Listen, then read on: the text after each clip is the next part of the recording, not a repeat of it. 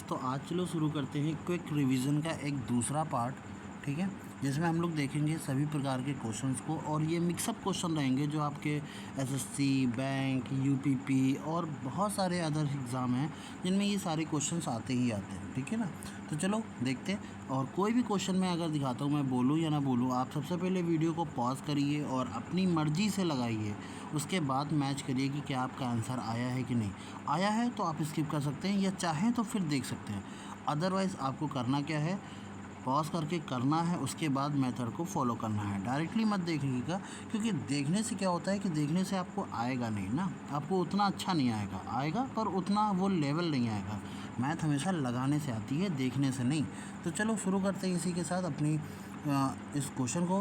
कह रहा है कि पाइप ए किसी टैंक को 16 घंटे में भर सकता है, पाइप बी टैंक को अकेले 24 घंटे में खाली कर सकता है। एक भर रहा है और एक खाली कर रहा है, ठीक है ना, यानी एक टोटी ऊपर लगी हुई है, एक नीचे लगी हुई है। ए को अकेले खोल दिया जाता है 4 आवर के बाद, 4 घंटे बाद बी को भी खोल दिया जाता है। टैंक को भरने में कुल कितना समय लगा ज्ञात करें। तो चलो देखते हैं। हमसे कहा गया है ए जो है ना वो 16 घंटे में भर सकता है, ठीक है, और बी जो है वो खाली कर सकता है, इसलिए ये माइनस का रहेगा। कितना रहेगा, वो 24 घंटे में खाली कर सकता है, यानी कि ए तेज़ भर रहा होगा और बी खाली धीमे रफ्तार से कर रहा है। ये तो क्लियर हो गया, खाली कर रहा है, इसलिए मैं माइनस इसमें लगा देता हूँ। 16 और 24 ऐसा कोई नंबर है जिसमें ये दोनों आ जाते हों? हाँ, 48 आ जाता है।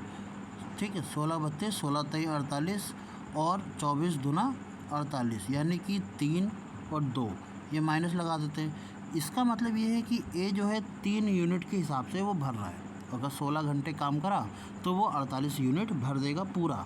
ये कैपेसिटी 48 है इसकी, ठीक है।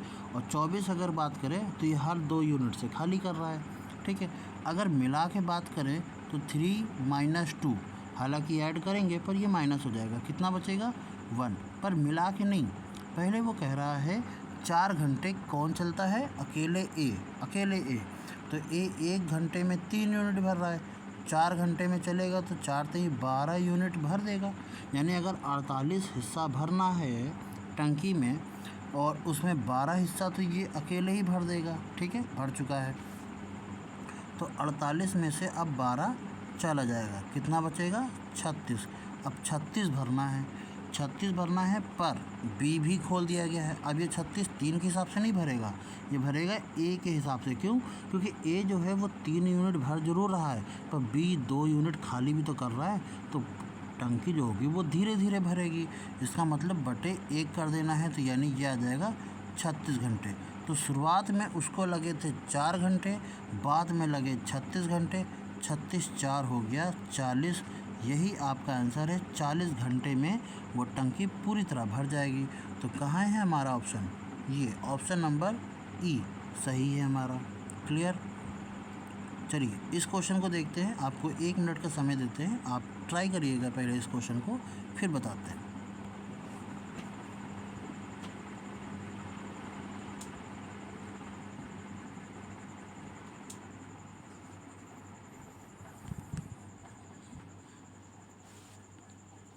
चलिए देख लिया, अब क्वेश्चन को करते हैं, ठीक है।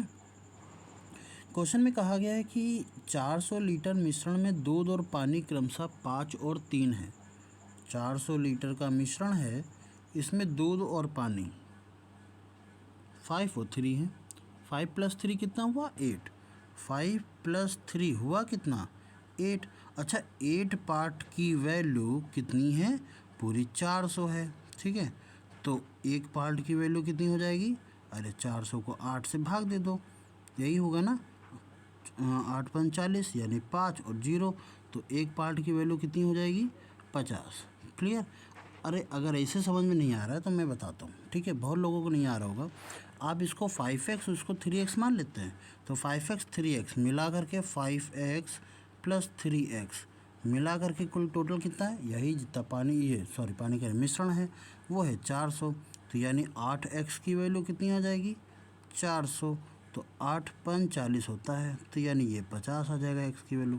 अच्छा, हमारे पास जो मिश्रण है ना 400, वो 5x और 3x में बटा हुआ है, तो 5x और 3x में बटा हुआ है। 5x यानी 5 × 50, 50, 5 पचे 25 यानी 250 और 5 तेई 15 यानी 150। इसमें तो कोई दिक्कत नहीं ना, ये 250 है, ये 150 है। अब हमसे कहा क्या गया है, हमसे कहा गया है कि रोहन ने इस मिश्रण में पी लीटर पानी मिला दिया, जिससे पानी की मात्रा दूध की मात्रा के बराबर हो गई।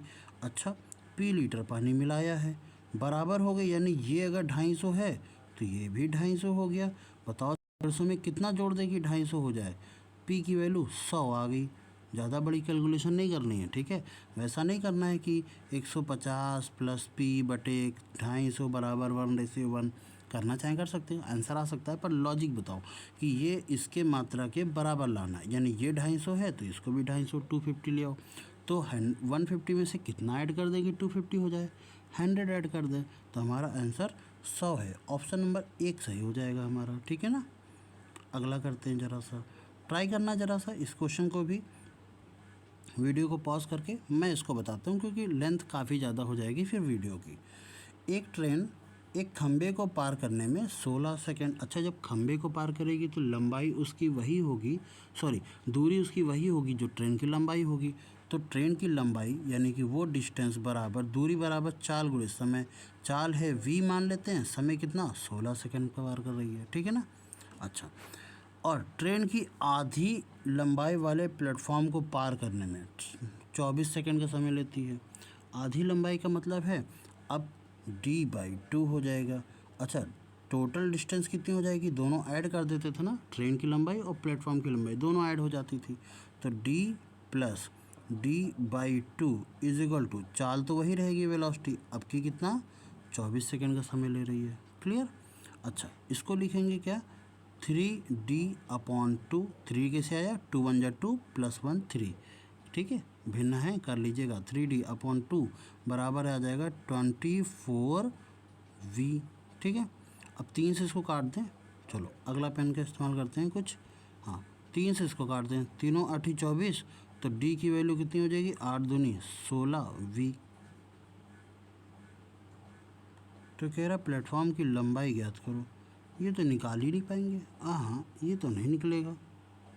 निकलेगा प्लेटफॉर्म की लंबाई तो क्या होगा, इसमें तो आंसर आ रहा है, कुछ गड़बड़ कर दिया क्या।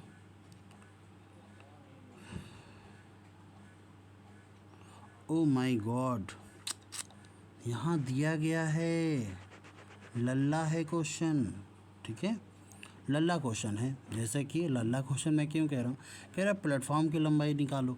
अच्छा, मैं एक चीज़ बताऊँ कि दूरी बराबर क्या होता है, चाल गुणित समय। चाल कितनी है, चाल हमको दे रखी है 17.5, समय कितना है 16। अच्छा, तो 16 का 17 से ज़रा 17.5 को 16 से ज़रा मल्टीपल कर दो, तो डी की वैल्यू कितनी हो जाएगी, 16 पंचे 80 की 0 हाथ से लगा 8, 16 पंचे 80, 16 छः 96, 16 सत्ते 112, 112 प्लस 8 करोगे 120, 120 का 0 आएगा, ठीक है, और 12 एक नम 12, तो 16 का नम 16 और 12 ऐड करोगे तो कितना आ जाएगा 28, और पीछे से पॉइंट लगा लो तो एक डी की वैल्यू कितनी आ गई 280 मीटर।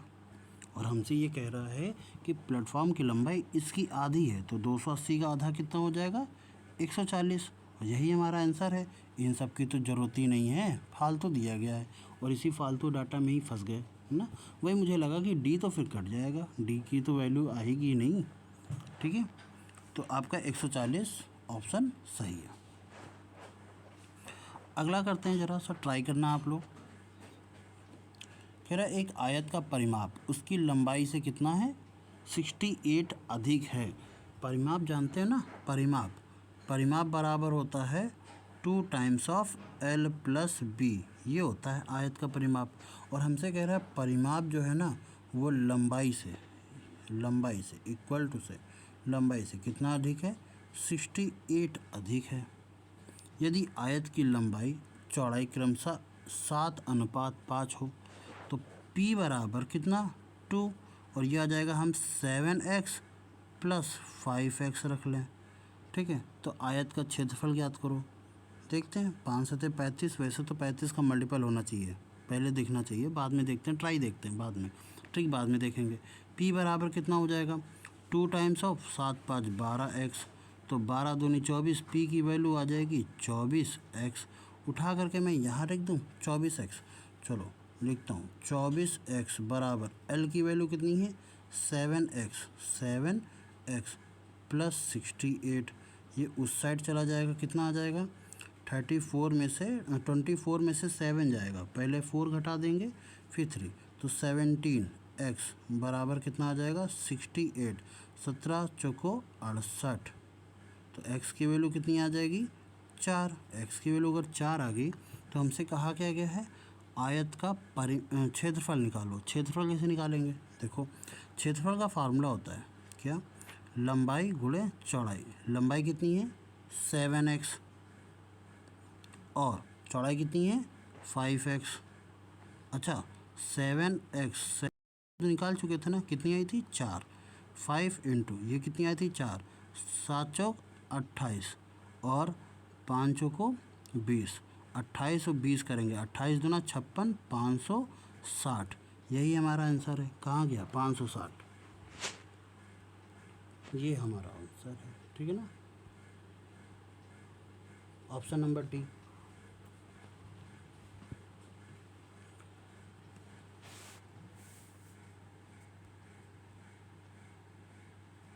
एक और तरीका हो सकता था बट अब बता देते हैं। जैसे 7 और 5 है तो हमारा जो आंसर आएगा ना 7 और 5 और इसके साथ दो x आएगा उसका स्क्वायर हो जाएगा, क्योंकि एक बार x इसका एक बार x इसका। 7 पना 35, 35 इंटू अब किसी का भी स्क्वायर हो, चाहे एक का स्क्वायर है चाहे दो का स्क्वायर हो, तो 2 दूनी 4, 35 दूना 70 दूनी 140, x की वैल्यू 2 आ सकती। तो यहाँ पर जो हमारे आंसर फंसते हैं ना वो 140 और 560 यही फंसते हैं। यानी अगर आप अंधी भी मारेंगे, जांचा परखा तुक्का जिसको बोलेंगे, उसमें भी आप इन्हीं दोनों में से किसी एक को मारना, इनको मत लगा देना। ठीक है, क्योंकि ये 35 का मल्टीपल नहीं है, ये 35 का मल्टीपल नहीं है और ये 35 का मल्टीपल नहीं है 35 का मल्टीपल ये है, बट ये है कि इसका स्क्वायर नहीं है ना। ठीक है, 28 देखा जाए 400 800 ये, तो 7 इंटू 4 इंटू 5 इंटू 2, 7 पना 35, 4 दूनी 8, 8 किसी का स्क्वायर थोड़ी ना होता है। ठीक है, चलो इस सवाल को करते हैं ज़रा सा, बढ़िया सवाल है, 1 नंबर का सवाल है, बढ़िया।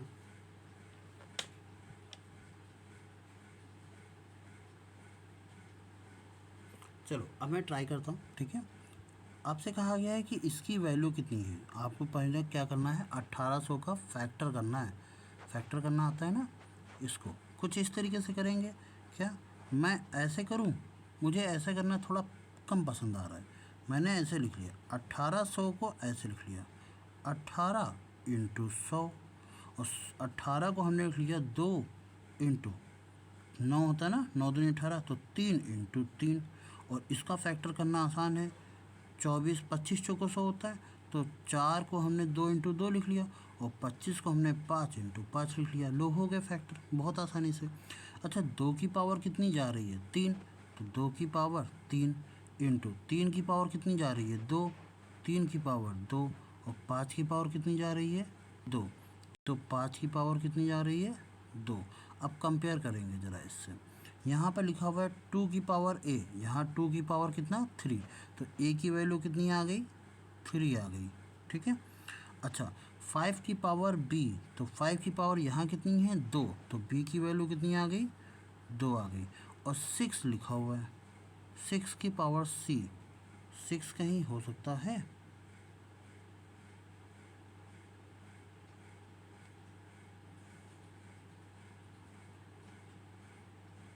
नहीं ये तो गड़बड़ हो रही है।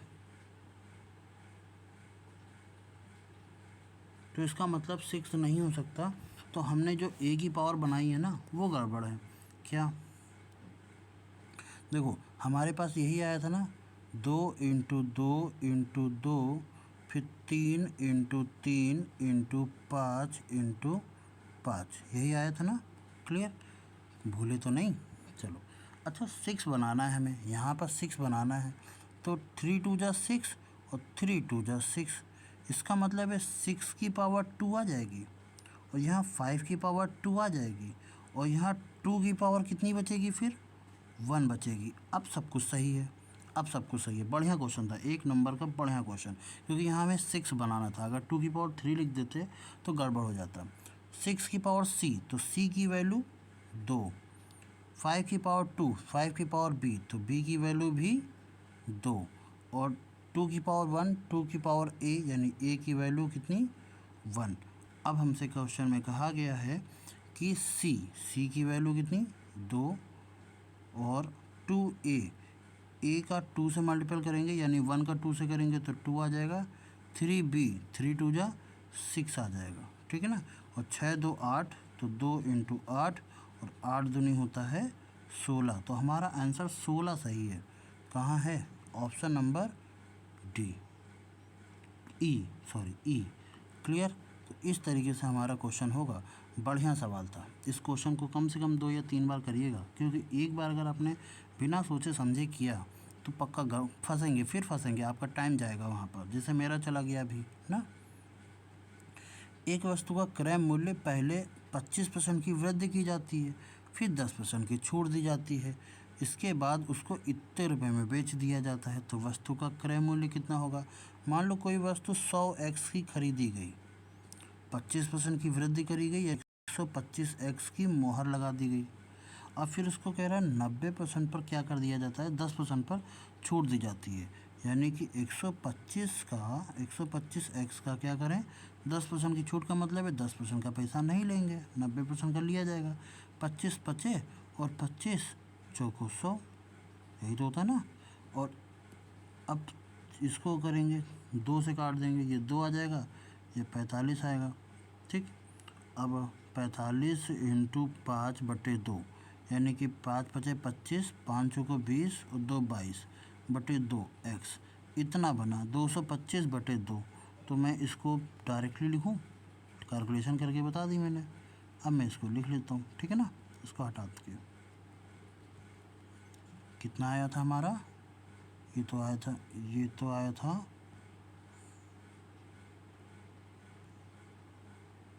ठीक है। ये हो गया कॉस्ट प्राइस, ये हो जाएगा मार्केट प्राइस, और जो सेलिंग प्राइस होगा जिस पर बेचा गया है वो कितना है? 225x/2, ये x बना हुआ है, ये x, ठीक है। अच्छा, इसकी वैल्यू किसके बराबर है? 225x/2, इसकी वैल्यू है 450 के बराबर, ठीक। दुगना होता है, आई थिंक सो, सही जा रहे हैं, दुगना होता है। तो 25 से इसको काट दोगे तो ये 2 टाइम्स चला जाएगा, और 2 दूनी 4, तो x की वैल्यू कितनी आ जाएगी? 4। और कह रहा क्रय मूल्य कितना है? तो 100 इंटू 4 करेंगे तो हो जाएगा 400। हमारा आंसर कितना है? 400 है। देखते हैं, ऑप्शन नंबर सी सही है, ठीक है। कॉम्प्लिकेटेड नहीं है, आराम से हो जाएगा, कोई दिक्कत नहीं है, ठीक है। इस क्वेश्चन को देखें तो कॉम्प्लिकेटेड नहीं है, बट हाँ थोड़ा सा दिमाग लगाना ही पड़ेगा, अल्टीमेटली अर्थमेटिक है ये, ठीक है। तो दिमाग लगाना पड़ेगा, यही तो है। बाकी सिंप्लीफिकेशन सब तो सारे ही सरल ही होते हैं। चलिए इस क्वेश्चन को करिए, ज़रा सा ट्राई करिए एक बार। साधारण ब्याज पर एक निश्चित दर पर निवेश किया जाने पर 1200 रुपये 2 वर्ष में इतना रुपया हो जाता है। अच्छा, समान अवधि के लिए पहले तो रेट निकाल लें, ना। 1200 नहीं, 12,000 है 2 साल के लिए। रेट हमको नहीं पता कितना, बट उसका जो इंटरेस्ट मिला है वो कितना है? 15,840 में से ज़रा 1200 माइनस करना, जरा कितना हो जाएगा? 840 तो ऐसे ही रहेगा, ये 3, यानी 3840। क्या करें? 2 जीरो से 2 जीरो काट दिया, ठीक है। अब 2 से इसको काट देते हैं ज़रा, 19 दूना 38, ये 2 आ जाएगा, 20 दूना 40। अब 1 जीरो से 1 जीरो और काट देते हैं, 12 से काट देते हैं इसको, 12 का नाम 12, 12 छंग 72, सही तो है। 16, यानी आर की वैल्यू कितनी आ गई? 16% आ गई। नोट कर लिया? अब मैं डायरेक्टली लिखूँगा, आर की वैल्यू कितनी आ गई? 16%। अच्छा, आर की वैल्यू को 16% आ गई, कह रहा समान अवधि के लिए साधारण ब्याज समान दर पर 8,000 का इसी 16 वर्ष के लिए 16% के लिए 2 साल का साधारण ब्याज कितना होगा? अर्जित ब्याज ज्ञात करना है। 2 जीरो से 2 जीरो काट दो, 16, अच्छा इसको काट दो, 8 दूनी 16, तो 16 इंटू 160, तो 16 का स्क्वायर कितना होता है 256, और जीरो लगाना मत भूलना। तो 56 60 2560, यही आंसर है। कहाँ है 2560, ऑप्शन नंबर डी। ठीक है, चलिए अगला क्वेश्चन देखते हैं। आई थिंक सो ये लास्ट क्वेश्चन है, और आय का अनुपात दे रखा है, फिर खर्च का बता रहा है। ट्राई करना ज़रा सा एक बार, वीडियो की लेंथ देखते हैं, काफ़ी बड़ी हो गई फिर भी। कह रहा रमन और राजन की आय इतनी है। मैं एक काम करूं, मैं रमन की आय और राजन की आय दोनों, रमन की यहाँ पर लिखता हूँ राम, और राजन को आर है राजन। इसकी आय कितनी है 4x है, इसकी आय कितनी है 7x है। यदि उनकी संयुक्त आय मतलब मिला करके, तो 4x और 7x, ये हो जाएगा 11x। इनकी वैल्यू कितनी है 132000 है। तो 11 से इसको काट दें, 11 इंटू 12 होता है वैसे, पर 11 का नाम 11, 11 दूनी 22, और यह आ जाएगा 12000। तो 12000 को जब 4 से गुणा करेंगे तो 12 चौक हो जाएगा 48000, और 12 सत्ते 84, यानी 84,000। ठीक है, तो राम यानी रमन की आय जो हो गई वो है 48,000, इनकी आय इतनी है, और जो राजन है उनकी जो आय है, इनकम है, वो है 84,000, मिला करके इतना बनेगा। ठीक, तो राजन का खर्च ज्ञात करें। हमें किसका करना है राजन का, इसका खर्च ज्ञात करना है, जहाँ 62% खर्च करता है। तो ठीक है, 84,000 का कितना निकालना है 62% निकालना है। बहुत बड़ी बात नहीं है, बट देखा जाए तो कैलकुलेशन है बस थोड़ी सी। ठीक, करें कैलकुलेशन। चलो, ये जीरो तो आएगा ही आएगा, तो इस जीरो को लिख लेते हैं, और क्या करते हैं 82 का ही 62 का ही मल्टीपल करें 84 से, और तो होगा नहीं। ओरल करने की कोशिश करते हैं, ज़रा ट्राई करते हैं। 62 यानी कि इसको 60 + 2 लिख सकते हैं।